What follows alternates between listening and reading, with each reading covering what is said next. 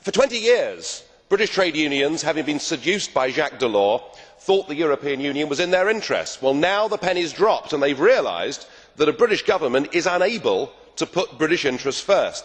I am afraid it is set to get quite a lot worse, because as we embark upon a round of massive public spending projects such as the Olympics and Council House building, thousands of European workers are set to benefit.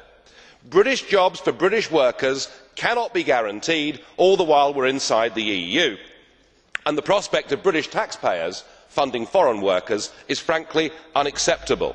But the government is holding firm, saying that the European Union is a wonderful thing. Well, it is not surprising, is it, as Lord Mandelson is still getting £78,000 a year from the European Commission and of course gets a dependent pension on this in just a few years' time.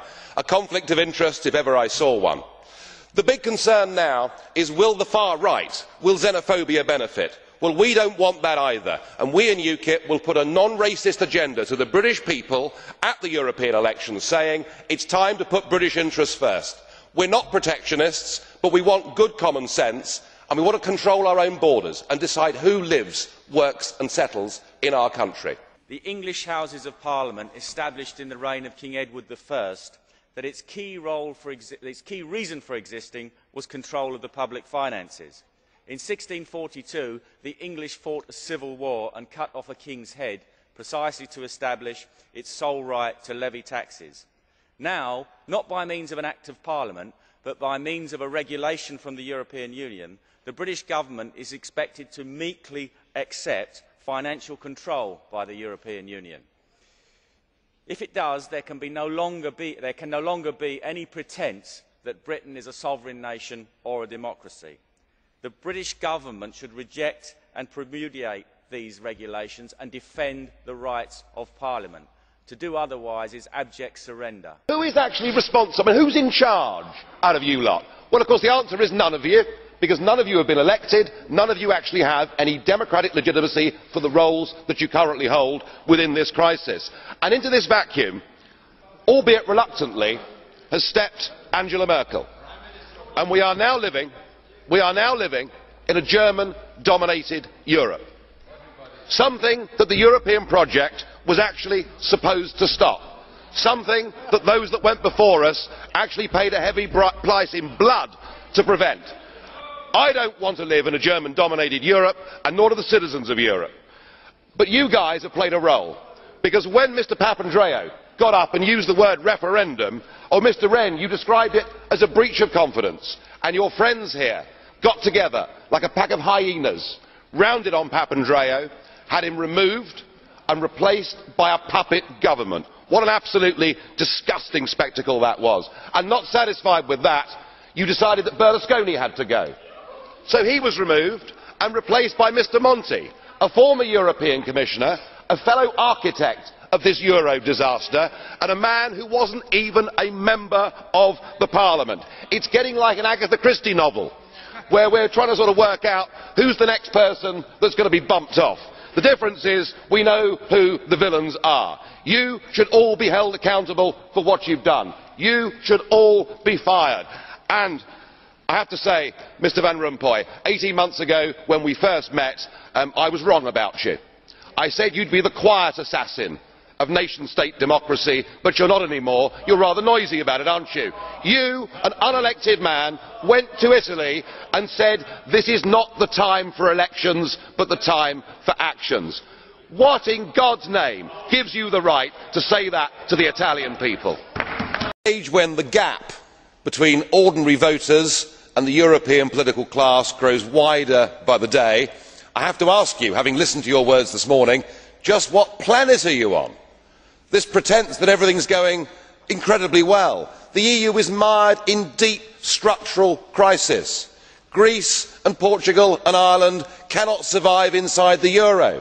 The Danes have torn up the Schengen Agreement, and good for them, because the total free movement of peoples is a completely irresponsible thing to have done.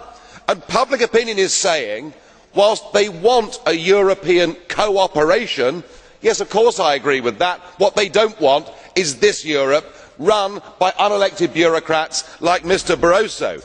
You say the EU is fantastic in a recent comment.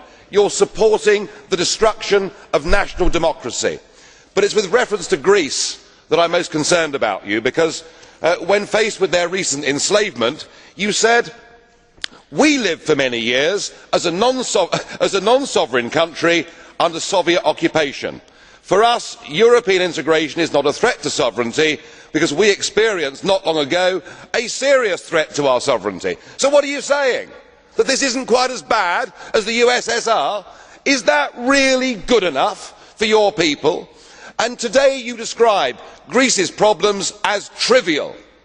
I am sorry, there are hundreds of thousands of people out there on the streets of Greece fighting to get their democracy back, and it beggars belief that you and our President, Mr Buzek, can talk about the solidarity movement, can talk about Poland getting its democracy back 20 years ago, and yet here you are, surrendering the democracy and sovereignty of Poland to a failed European Union.